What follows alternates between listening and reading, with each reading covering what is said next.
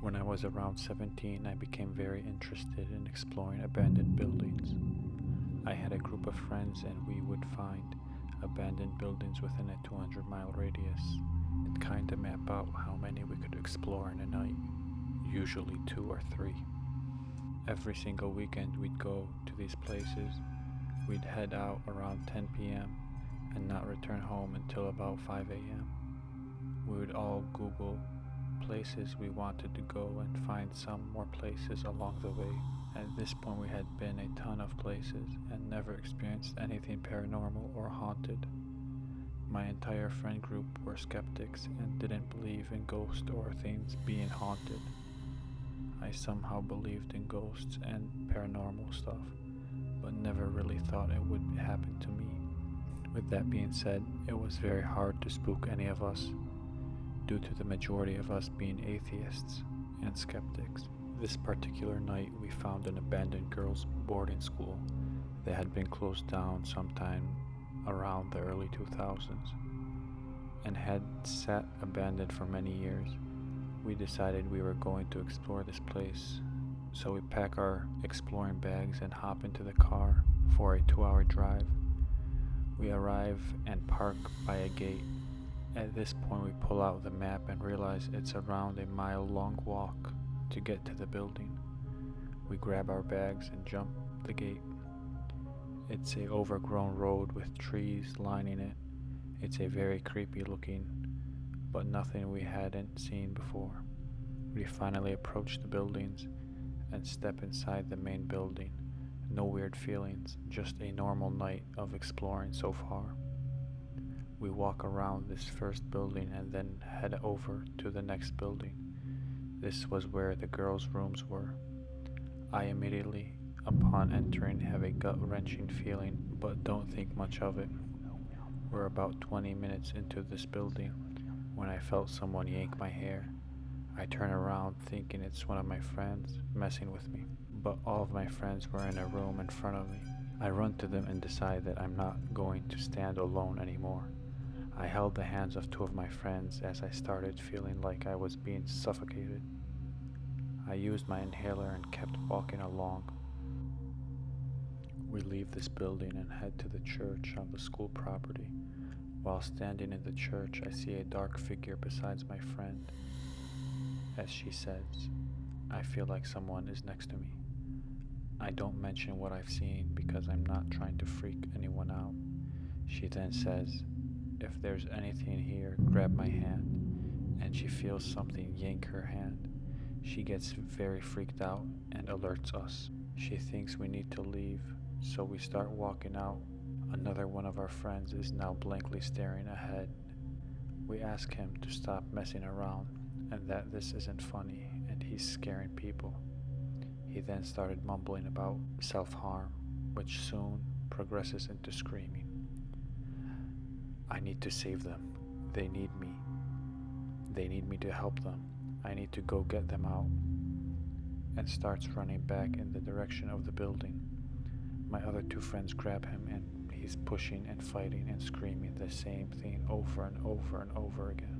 They had to tackle him to the ground to make him stop, and finally he stops, gets back up and keeps walking in the right direction. At this point, we are all quite horrified and fast walking towards the car. The friend starts mumbling again and tries running back. The other 2 friends grab him and pretty much drag him back to the car. We get into the car and he passes out. We're all talking about what had happened on the way home. And when he wakes up, we ask him if he was messing with us. He says no and had absolutely no memory of what had happened or where he was. Months later, he still didn't remember anything that had happened that night. This event definitely scared us out of exploring again for quite some time. That night still haunts me and makes me feel nauseous when I think of it.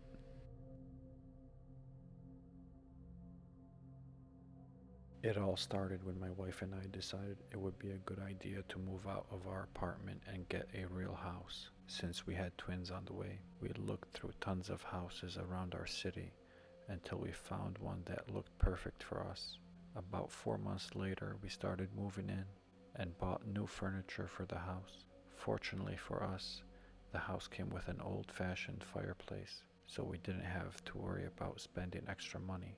The twins arrived 2 months after we got settled into the new house. The twins had their own room and plenty of toys to play with, but they still decided they wanted to sleep in our bed with us. When the twins turned 3 years old, that's when things started to get freaky. One night while my wife was out with the twins on a walk, I started to hear toddlers crying, about 3 of them.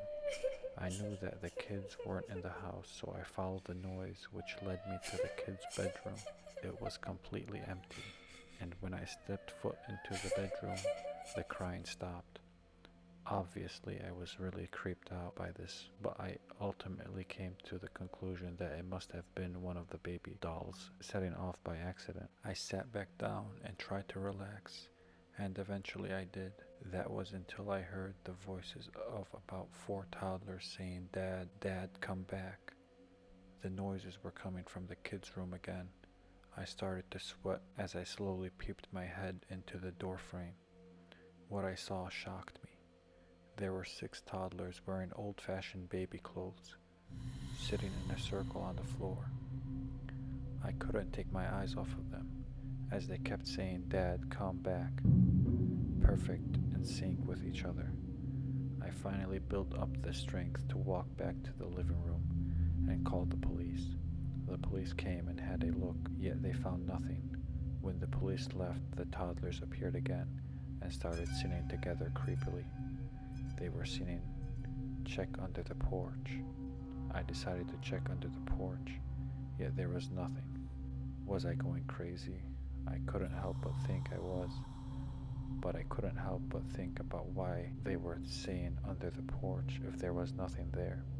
I suddenly had a brainwave and thought, what if I dig under the porch? So that's what I did. One silent night while my family was asleep, I got up and went to the porch and started digging. Under about 50 centimeters of dirt, I found what they were singing about. I found 6 burnt pairs of old-fashioned baby clothes. I still haven't told my wife or kids.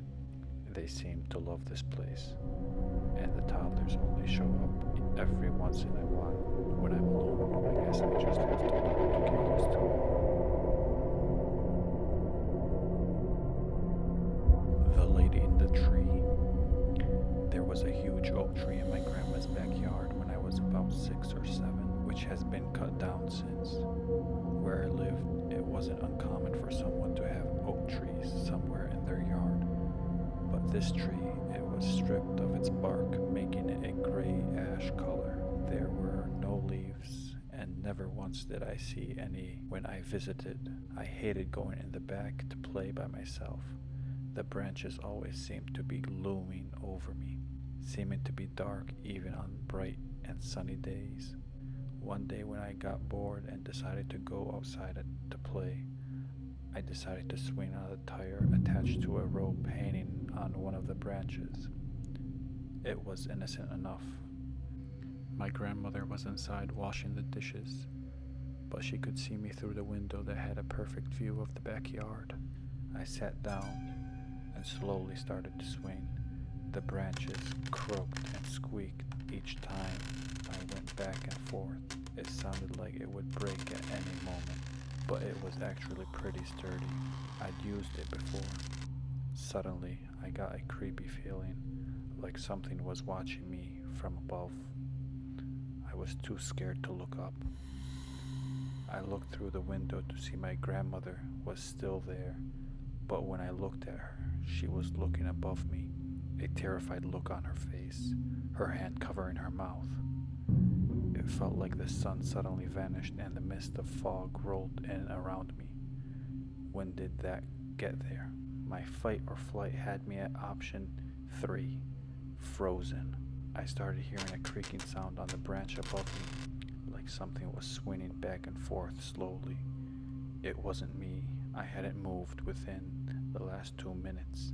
I almost started to cry when my grandmother finally came rushing outside and over to me, quickly moving me. She shielded me from seeing what was on the tree. Nothing was said when we got inside, though I think she didn't want to freak me out more than I already was. My grandmother moved from the house a few months later after cutting the tree down. She didn't want me to come over after that, but now that she is in her new home, she lets me come over whenever I want. A few years later, when I had remembered the incident, I asked her what happened. She sighed. I had a feeling she still didn't want to tell me, and answered with the most terrifying answer anyone could think of. There was a woman hanging from her neck. It was all twisted and the bone protruding through her skin. But she wasn't dead. She had a look of death in her eyes as she was fixated on you, struggling to reach you. When I got to you, she started choking on her own blood. After hearing that, I was glad she had shielded me from seeing that. I'm happy that I never went back there, and I'm happy the tree was cut down so no other child has to experience what I went through. I did some research and found out that a couple who had lived in this house before, the husband beat and killed his wife, snapped her neck, and hung her on the tree to make it look like self-harm. It seems he wasn't in his right mind.